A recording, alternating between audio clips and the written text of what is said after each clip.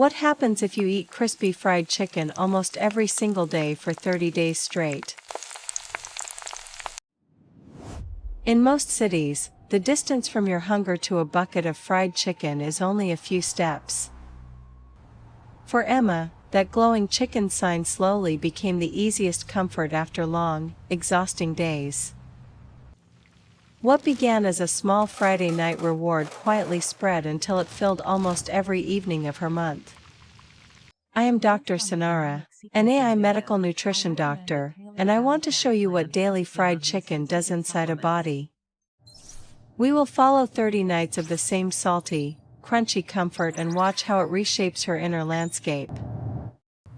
On the surface it looks like a normal dinner, familiar and delicious, especially when she feels she has earned it. But while she relaxes in front of the screen, her digestive system and blood vessels are the ones working overtime. Tonight, and for our simulated 30 days, we will trace each bite from her plate into her bloodstream. We will focus on 4 quiet battlegrounds inside her body: cholesterol, liver fat, gut health and low-grade inflammation. That first bite hits her brain with loud crunch, hot fat and salt, a perfectly engineered dopamine reward. In her mouth, meat, coating and oil are ground into a warm, greasy paste that starts dissolving with saliva. Within seconds, that bolus of fried chicken is already sliding down the esophagus toward her waiting stomach. Her stomach stretches around a heavy oily load that will stay there longer than a simple grilled meal. The satisfying full feeling she loves is partly her stomach struggling with this slow, dense, fatty cargo.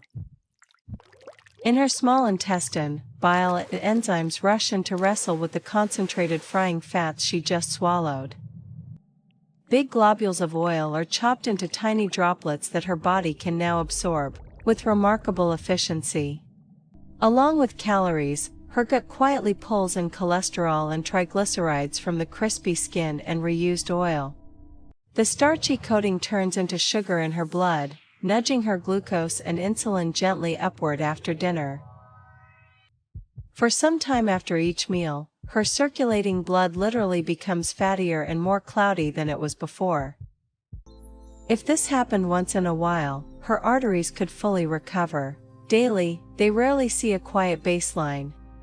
Night after night, her pancreas and gallbladder are called into the same heavy greasy shift at around the same time. Some of the fat and cholesterol packages in her blood become LDL, the type more likely to lodge in artery walls. Low-grade inflammation plus these particles gradually irritate the delicate lining of her arteries from inside. Microscopic plaques begin as tiny yellow streaks she cannot feel, long before any dramatic blockage appears. Occasional fried chicken causes sharp brief spikes. Daily fried chicken slowly raises her entire cardiovascular background. Early on, her lab results may only say borderline high, easy to shrug off because she still feels basically fine. But if years pass like this, those quiet upward trends can harden into very real cardiovascular disease. Salt from the breading, sides and sauces makes her body hold extra fluid and nudges her blood pressure higher. After these heavy meals, she feels full, sleepy and anchored to her chair instead of drawn toward any movement. For her, it is just a familiar food coma. For her heart, it is another night of pumping thick salty blood.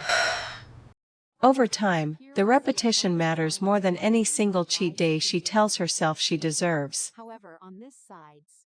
Each big fried feast is like asking her heart to do a short high-pressure workout it never volunteered for. 30 days alone probably will not cause a heart attack, but they rehearse a choreography her body remembers. One generous bucket can quietly hold a huge chunk of her daily energy needs in a single sitting. When she takes in more energy than she burns, the surplus does not vanish, it settles into her fat stores. Some of that fat sits just under the skin, but the more worrying kind gathers around her internal organs. Visceral fat around her liver and intestines behaves more like an active chemical factory than quiet padding. Night after night, her liver burns some of the incoming fat yet stores the surplus inside its own cells. Tiny fat droplets slowly crowd the machinery that normally keeps her liver flexible and very insulin sensitive. Over months, triglycerides and other blood fats tend to creep upward, even if the scale barely seems to move.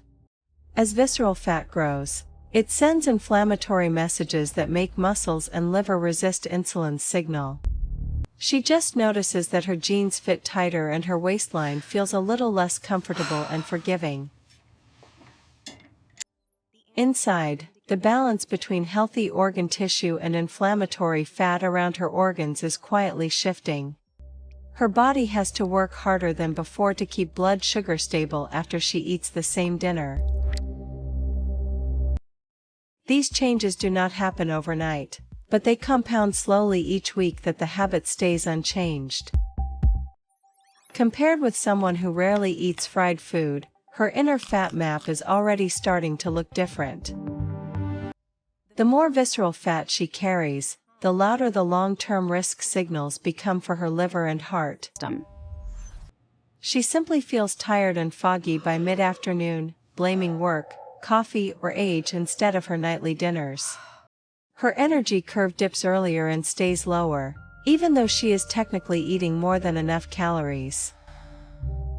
Her brain remembers the crunch, the salt, and the relief, wiring fried chicken into a powerful reward pattern. As evening approaches, stress plus hunger automatically cue a craving for that same golden bucket she knows. The restaurant becomes more than a shop. It becomes a reliable refuge where she does not have to think. A month of choices like this blurs into one story she tells herself: stress, order, eat, crash and repeat. Sharing fried chicken with friends adds social warmth that makes the habit feel even more harmless and normal. On stressful days alone, the same food becomes comfort, distraction, and reward all wrapped into a single box.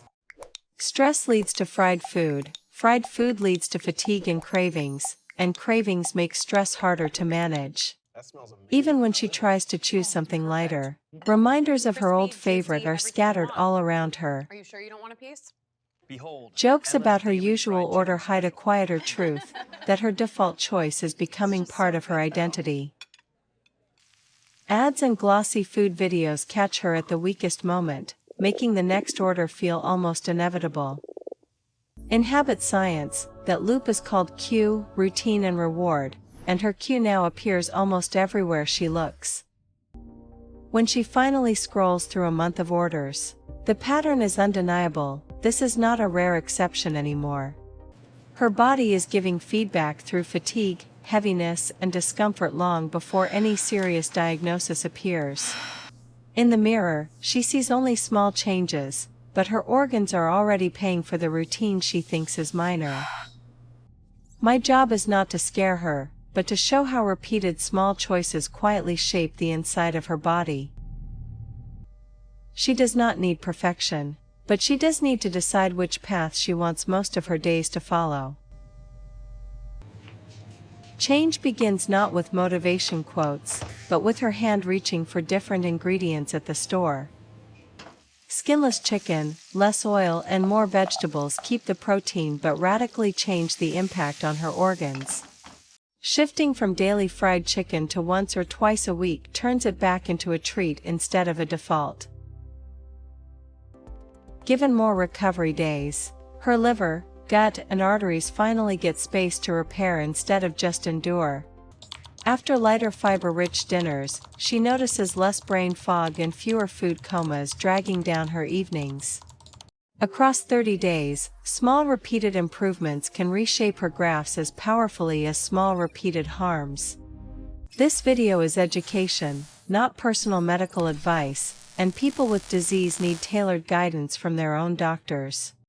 You do not have to ban fried chicken forever, but you do choose how often it gets to write your health story. Every meal is a quiet message to your future heart, liver, and brain, so make more of those messages kind to you.